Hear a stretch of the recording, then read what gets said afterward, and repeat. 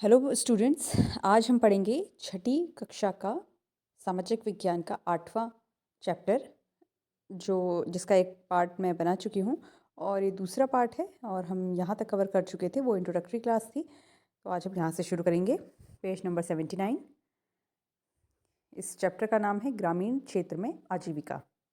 तो ग्रामीण क्षेत्र में क्या क्या आजीविका होती है लोगों की, किस तरह से वो पैसा कमाते हैं, क्या उनका रोज़गार होता है, कैसे वो अपना पेट भरते हैं, इन सब के बारे में इस चैप्टर में बताया गया है। तो हम यहाँ से शुरू करते हैं।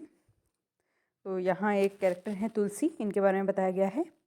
हम सब यहाँ रामलिंगम की ज़मीन पर काम करते हैं।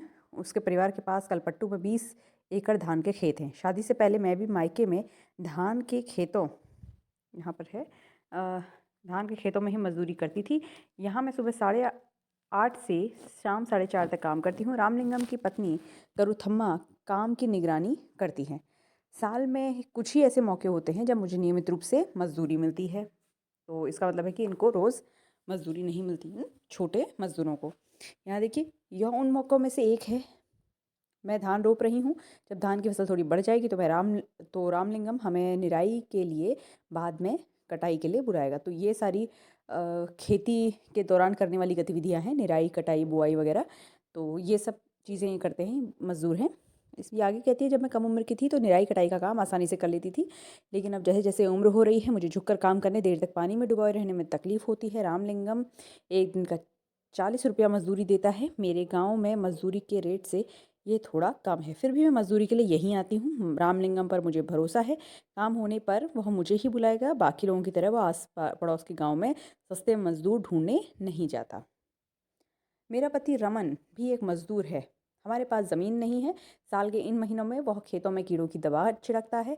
जब खेतों में कोई काम नहीं मिलता तो उसे पास की खान से पत्थर या नदी से बालू ढोने का काम मिल जाता है। यानी वो एक मौसमी मजदूर है, जो हर मौसम में अलग अलग तरह के जो भी काम उसे मिलते हैं वो करता है। ठीक है।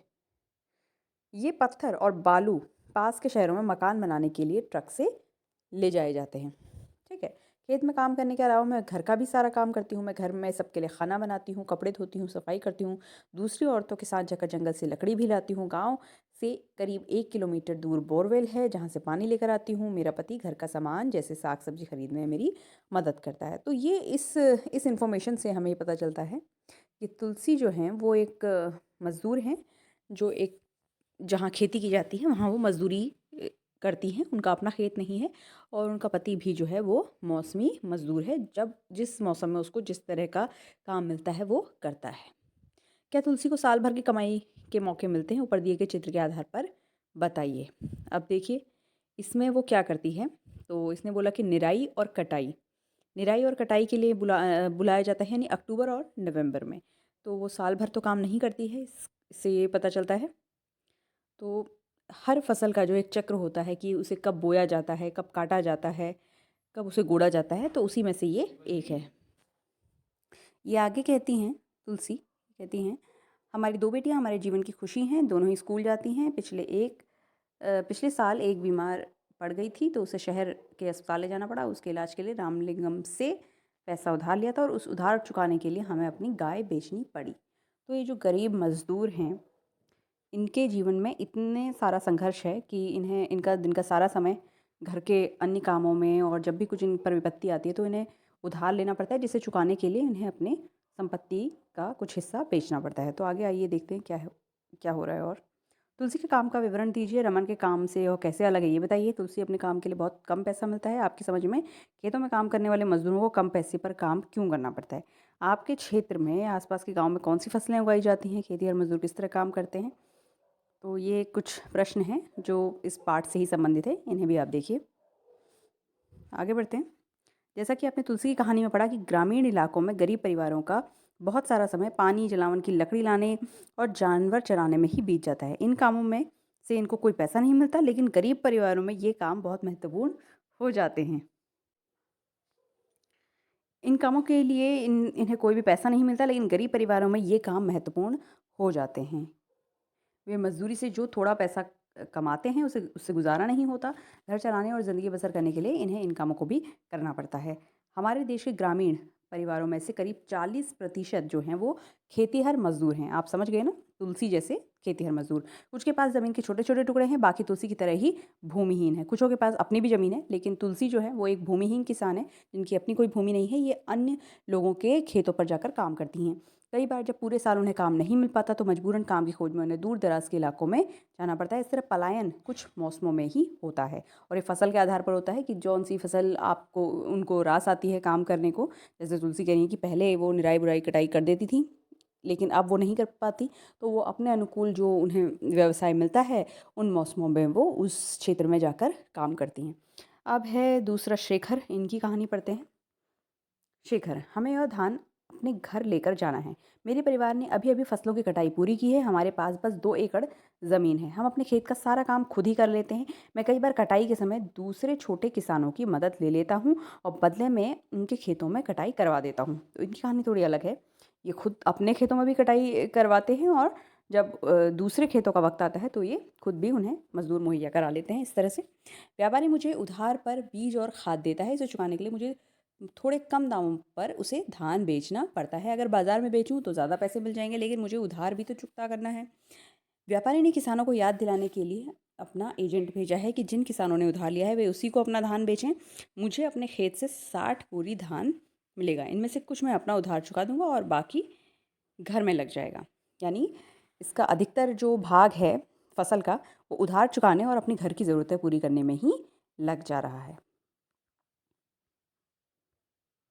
लेकिन मेरे हिस्से में जो आता है वह सिर्फ़ 8 महीने तक ही चल पाता है। मुझे और पैसे कमाने की ज़रूरत पड़ती है, इसलिए मैं रामलिंगम की चावल की मिल में काम करता हूँ। अब ये जो रामलिंगम है, तुलसी वहाँ एक खेतीहर मज़दूर के रूप में काम करती है, लेकिन यह जो शख़्स हैं शेखर, ये इनकी हालत थोड़ी-सी सही है, लेकिन उतनी भी अच्छी नहीं है, तो उन्हें भी मिल में वहाँ काम करना पड़ता है, क्योंकि जितना वो अपने भूमि से कमा रहे हैं, वो उनके लिए पूरा नहीं पड़ता।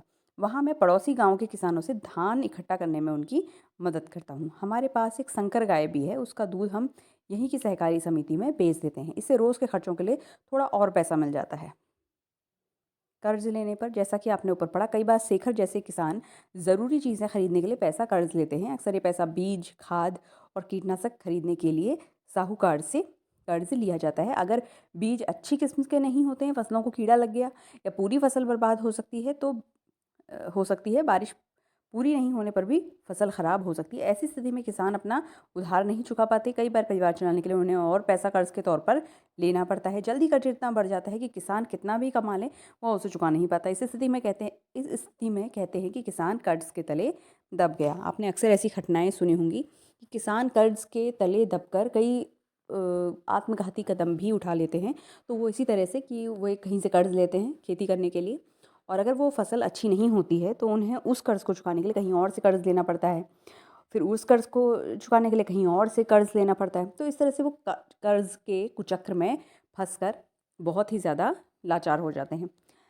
तो यही है कहानी शेखर की भी। पिछले कुछ सालों में यह किसानों की विपदा का मुख्य कारण बन गया है। कई क्षेत्रों में किसानों ने कर्ज़ के बोझ से दबकर आत्महत्या तक कर ली है, क्योंकि उन्हें उसके आगे कोई रास्ता ही नहीं दिखता। हालाँकि ये कोई सही रास्ता नहीं है, लेकिन फिर भी वो इतना परेशान हो जाते हैं इस कर्ज़ से।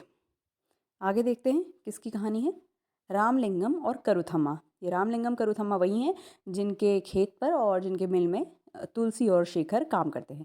ठीक है, इनकी कहानी देखते हैं। ज़मीन के अलावा रामलिंगम के परिवार के पास एक चावल की मिल है और बीज व कीटनाशक बेचने के लिए अपनी एक दुकान भी है। चावल की मिल में उन्होंने कुछ अपना पैसा लगाया और थोड़ा सरकारी बैंक से कर्ज़ लिया।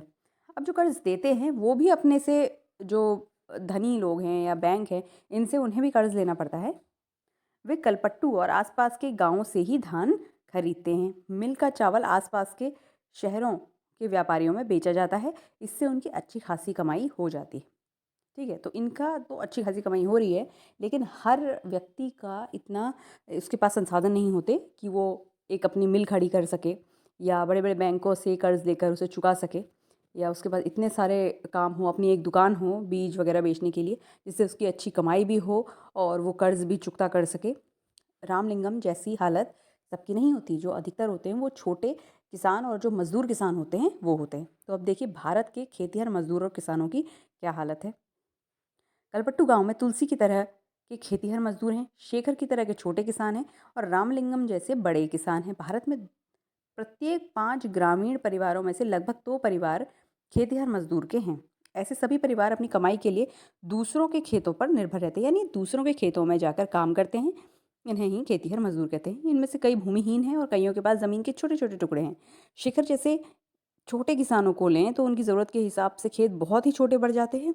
भारत के 80% किसानों की यही हालत है कि जिनके पास अपनी ज़मीन तो है लेकिन वो उनके लिए पर्याप्त नहीं पड़ती। भारत में केवल 20% किसान ही रामलिंगम जैसे बड़े किसानों की श्रेणी में आते हैं, जिनकी अपने खेत भी हैं, मिल भी हैं, दुकान भी हैं, कर्जा भी चुकता हो रहा है और इनकी अच्छी खासी कमाई भी हो रही है। ऐसे किसान गाँव की अधिकतर ज़मीन पर खेती करते हैं और उनकी उपज का बहुत बड़ा भाग बाजार में बेचा जाता है। कई बड़े किसानों ने अन्य काम धंधे भी शुरू कर दिए हैं, जैसे दुकान चलाना, सूद पर पैसा देना और छोटी-छोटी फैक्ट्रियाँ चलाना। ऊपर दिए गए आंकड़ों को देखते हुए क्या आप कह सकते हैं कि भारत के अधिकतर किसान गरीब हैं? आपकी राय में इस स्थिति को बदलने के लिए क्या किया जा सकता है? आगे बढ़ते हैं। हमने कलपट्टू में होने वाली खेती के बारे में पढ़ा। ग्रामीण क्षेत्रों में खेती के साथ-साथ लोग जंगल की उपज और पशुओं आदि पर भी निर्भर रहते हैं। उदाहरण के लिए मध्य भारत के कुछ गाँव में खेती और जंगल की उपज दोनों ही आजीविका के महत्वपूर्ण साधन हैं।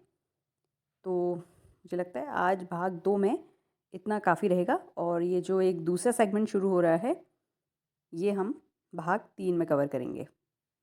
धन्यवाद।